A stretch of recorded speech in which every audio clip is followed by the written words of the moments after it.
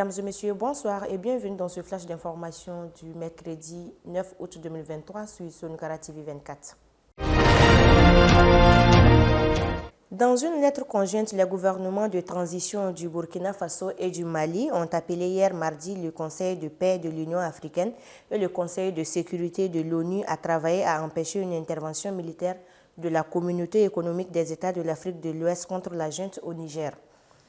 Les gouvernements de transition du Burkina Faso et de la République du Mali en appellent à la responsabilité principale du Conseil de sécurité de l'ONU garante de la paix et de la sécurité internationale pour empêcher par tous les moyens à sa disposition une action armée contre un État souverain, le Niger, dont l'ampleur des conséquences serait imprévisible, ont écrit dans une lettre commune les ministres des Affaires étrangères du Mali et du Burkina Faso.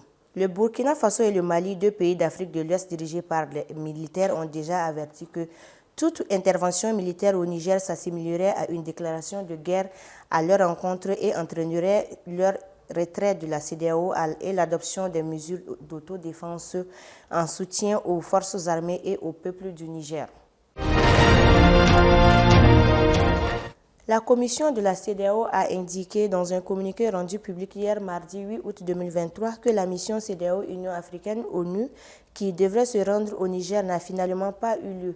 En effet, les raisons avancées pour l'annulation de la dite mission ont été avancées dans le communiqué en précisant que ce projet a été annulé à la suite d'une communication des autorités militaires du Niger, transmise tard dans la nuit indiquant qu'elle n'était pas en mesure de recevoir la délégation tripartite. En ajoutant, la commission signale que la mission était inscrite dans le cadre de trouver une solution pacifique à la crise au Niger qui a commencé depuis le 26 juillet dernier. Après l'annulation de la rencontre avec les nouvelles autorités militaires CNSP, la CEDEAO a tenu à annoncer dans le communiqué qu'elle continuerait à déployer toutes les dispositions nécessaires en vue d'assurer le retour à l'ordre constitutionnel dans le pays. Pour rappel, demain, jeudi 10 août 2023, un nouveau sommet extraordinaire des dirigeants de la CEDEAO se tiendra à Abuja.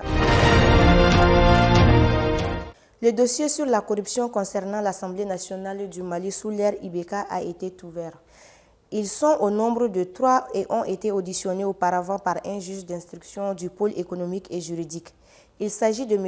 Isiaka Sidibé, ancien président de l'Assemblée nationale du Mali, M. Mamadou Djarasouba, ancien député non moins ancien caissieur de l'Assemblée nationale et membre du CNT, et l'actuel président de la Fédération malienne de football, Mamoutou Touredi Bavieux, ancien comptable de l'Assemblée nationale.